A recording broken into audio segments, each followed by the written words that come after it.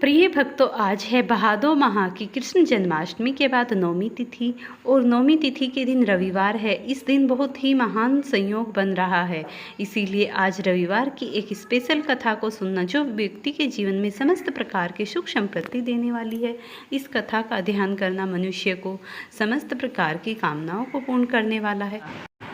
क्या आप जानते हैं, एक बार स्वयं सूर्य भगवान पृथ्वी पर अवतरित हुए और भूमंडल पर ऐसा चमत्कार किया कि सूर्य भगवान के इस चमत्कार को देखकर देवता तक भी हैरान रह गए। आज मैं आपके सामने प्रस्तुत करने जा रही हूँ सूर्य भगवान की एक अद्भुत और रहस्यमयी कथा, जिसको सुनने से आपके जीवन में समृद्धि, वृद्धि और आपका जीवन खुशहाल बन जाएगा। तो इस कथा का श्रवण ध्यानपूर्वक और पूरी श्रद्धा से कीजिए। एक समय की बात है जब धरती पर पाप का प्रकोप बढ़ गया और धर्म तो मानो नामो निशान तक ही मिटता चला गया। यहाँ तक कि मनुष्य तो आलस और क्रोध की ज्वाला अग्नि में डूब ही चुका था। उस समय देवताओं ने भगवान विष्णु के सामने प्रार्थना की कि हे प्रभु, पृथ्वी पर प्रकाश का तो कोई आगमन रहेगा ही नहीं, प्रकाश तो पूरी तरह अंधकार में हो जाएगा। हे प्रभु, इस पृथ्वी पे से धर्म तो बिल्कुल मानो पतन रूप में ही खत्म हो जाएगा, धर्म का तो नामो निशान भी नहीं रहेगा। तब सभी देवता भगवान श्री हरि विष्णु के सामने ऐसी प्रस्तुति करते हुए उनके समक्ष गए। तब भगवान विष्णु ने उन्हें आज्ञा की कि तुम सूर्यदेव के पास जाओ। तब सूर्यदेव ने देवताओं को वचन दिया कि मैं पृथ्वी पर आऊँगा और इस धरती पर धर्म, ऊर्जा और समस्त प्रकार के सुखों का फिर से आगमन होगा। फिर से पृथ्वी पर खुशहाली हरी भरी बरसाते हुए मैं झलकता दिखाई दूंगा। एक समय की बात है, सूर्यदेव ने राजा संकट मोचन के यहाँ जन्म लिया। उसके जन्म लेते ही राज्य में उसके तेज के प्रभाव से मानो अंधकार दूर हो गया। उसके जन्म लेते ही समस्त फसलें उपजी और सभी प्रकार के मनुष्यों को फसलों को बेचकर वृद्धि हुई। मानो चारों तरफ खुशहाली छा गई। वह इतना बलशाली था कि आंधी, तूफान, बारिश सब कुछ एक साथ बुला लेता था। लेकिन सूर्यदेव ने अपने 7 घोड़ों पर बैठकर मानो अंधकार को दूर भगा दिया। जैसे ही पृथ्वी पर सूर्यदेव की प्रथम किरण गिरी, मानो उसने संसार में खुशहाली का आगमन कर दिया। समस्त और खुशियाँ होने लगी और सभी प्रकार के मनुष्य, जीव जंतु सभी प्रसन्नचित मन से सूर्यदेव को प्रणाम करते हुए उनके गुणगान और जय जयकार करने लगे। अब आप सूर्य भगवान की एक और रोचक और रहस्यमयी कथा सुनिए, जिसको सुनने से व्यक्ति बहुत प्रकार के सुखों को भोगता है। प्राचीन काल में एक बुढ़िया रहती थी। वह नियमित रूप से रविवार का व्रत करती। रविवार के दिन सूर्योदय से पहले उठकर बुढ़िया स्नान आदि से निवृत्त हो आंगन को गोबर से लीपकर स्वच्छ करती। उसके बाद सूर्य भगवान की पूजा करते हुए रविवार की व्रत कथा सूर्य भगवान का भोग लगाकर दिन में एक समय भोजन करती। सूर्य भगवान की अनुकंपा से बुढ़िया को किसी प्रकार की चिंता एवं कष्ट नहीं था।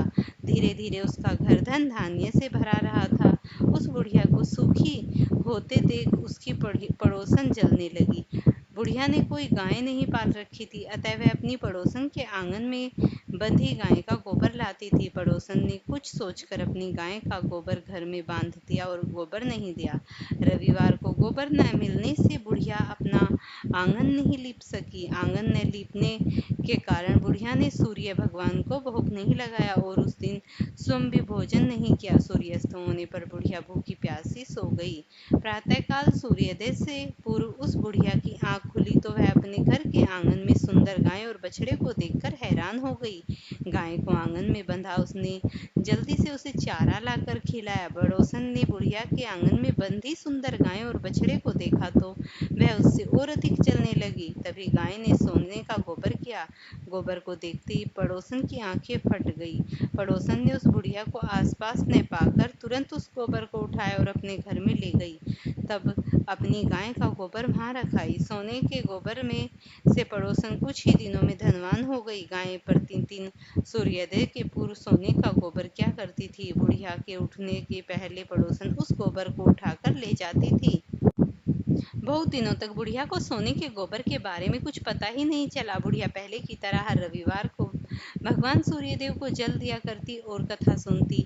लेकिन सूर्य भगवान को जब पड़ोसन की चालाकी का पता चला तो उसने तेज आंधी चलाई। आंधी का प्रकोप देखकर बुढ़िया ने गाय को घर के अंदर बांध दिया। सुबह उठकर बुढ़िया ने सोने का गोबर देखा तो उसे आश्चर्य हुआ। उस दिन के बाद बुढ़िया गाय को घर के भीतर बांधने लगी। सोने के गोबर से बुढ़िया कुछ ही दिनों में बहुत धनी हो गई। उस बुढ़िया के धनी होने से पड़ोसन पूरी तरह जल भुनकर राख हो गई और उसने अपने पति को समझा बुझाकर उसे नगर के राजा के पास भेज दिया।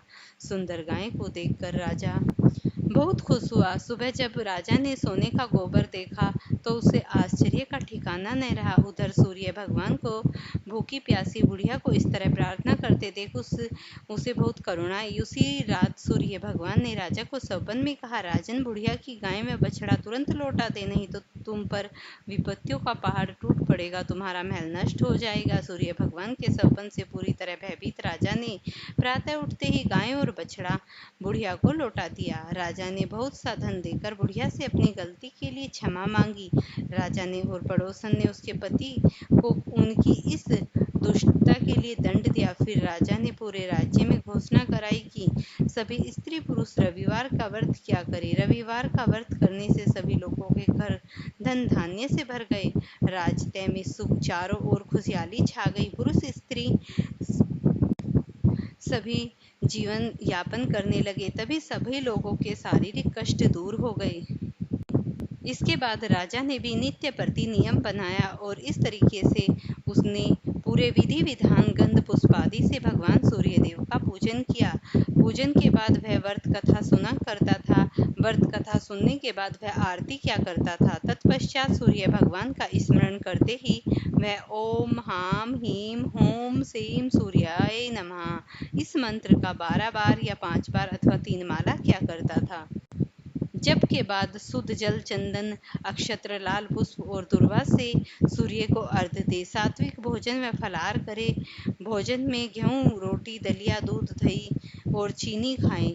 इस प्रकार राजा ने अपनी प्रजा में ये कठोर दंड चला दिए कि मेरी प्रजा में जितने भी लोग हैं और मैं स्वयं भी इस तरीके से बुढ़िया की तरह हर रविवार को सूर्य देव को प्रसन्नचित करूंगा और उनकी पूजा आराधना करूंगा। जैसे ही उसने हर रविवार को भगवान की पूजा आराधना की तो वह इस लोक में समस्त प्रकार के सुख भोग कर अंत में वैकुंठ के धाम गया। फ्रेंड्स, वीडियो पसंद आई हो तो इसे लाइक शेयर करना, चैनल को सब्सक्राइब करना।